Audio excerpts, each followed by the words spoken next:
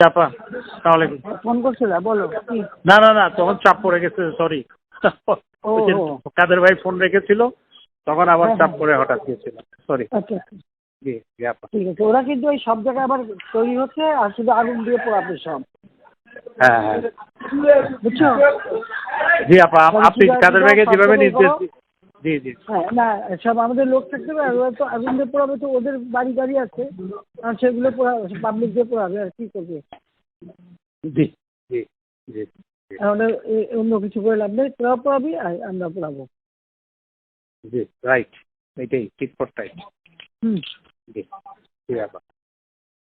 আমরা এখন ওই কাদের ভাই আছে, কাদের ভাই দিব জাস্ট একটা গায়েবানা জানাজা পরে আমরা চলে আসবো, যেহেতু প্রোগ্রাম দিয়ে দেওয়া হয়েছে, সেই জন্য জাস্ট একটা গায়েবানা জানাজা পরে আমরা 10 মিনিটের মধ্যেই চলে আসবো ওখান থেকে, যার যার গন্তব্যে মহল্লায় চলে না, যাবে, যার যার এলাকায়, যার যার এলাকায় চলে যাবে, রাইট। হ্যাঁ সেই বিভিন্ন এলাকায় লোক লোক ঠিক করা এবং সেই করা, হ্যাঁ সব নেতা কমিটির ওভাবে ব্যবস্থা করা।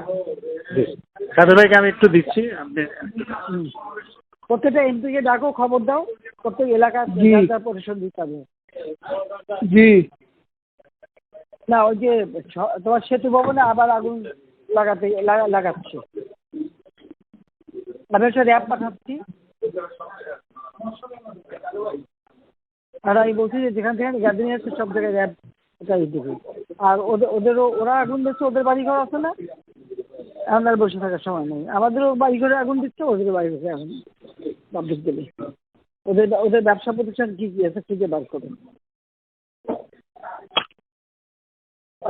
আজকে তাদের একটাই কাজ, সব জায়গায় বসে থাকবে আর খালি আগুন দেবে, কিছু আগুনের ব্যবস্থা আমাদের রাখা দরকার। ওদের আর সেটাই পুলিশ কমিশনার সে কথাই বলবে। হুম। জি, তো আমাদের তো ঠেকাইতে হবে। হ্যাঁ, না, আমরা মাঠে না থাকলে পুলিশ ওরা পারবে না, আর এমনি র্যাবকে বলে দিচ্ছে হেলিকপ্টার দিয়ে ওখানে ই করবে,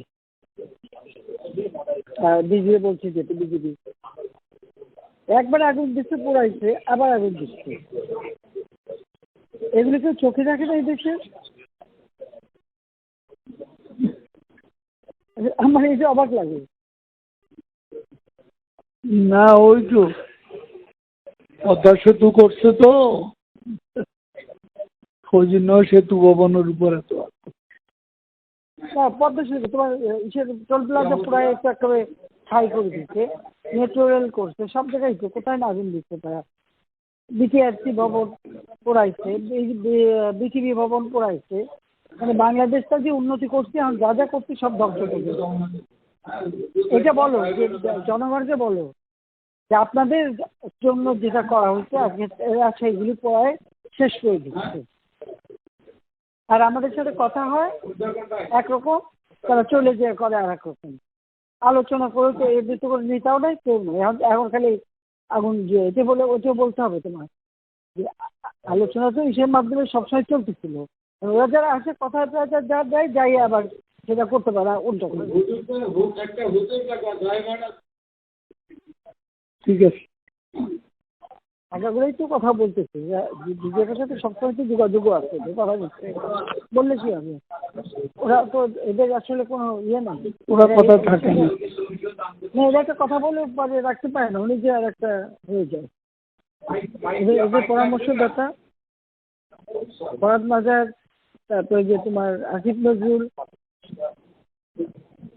শহীদুল আলম, সংসদের সামনে শহীদুল আলম কতগুলো অভিনয় শিল্পীর নামে হ্যাঁ বেশ কিছু ওখানে দাঁড় করাইছিল। পরে আমাদের লোকজন প্রেশার দিয়ে ওই যে পুলিশ এদের হটাইয়া ওদিকে বের করে পান লেগে। ভালো না, তা অভিনয় যেটা যেটা হয়েছিল দায় থাকতো, ওদের আর কি করার কিছু নেই, দায় থাকতো। ওগুলা সংখ্যায় বাড়তেছে, দাঁড় করাইয়া এরপরে সংখ্যায় বাড়তেছে। ও আচ্ছা, এই জন্যই একটা দুরভিযোগ। শহীদুল আলম ইনভলভ তো। হ্যাঁ হ্যাঁ, কাজে ওটা অত আমেরিকা, ওটা তো বুঝে বুঝে যে আমেরিকা ট্যুর ইনভলভ। আমরা তাহলে 23-এ যাই, একটু গায়েবানা জানাজাটা পড়ে আসি। করো। জি জি, আসসালামু আলাইকুম।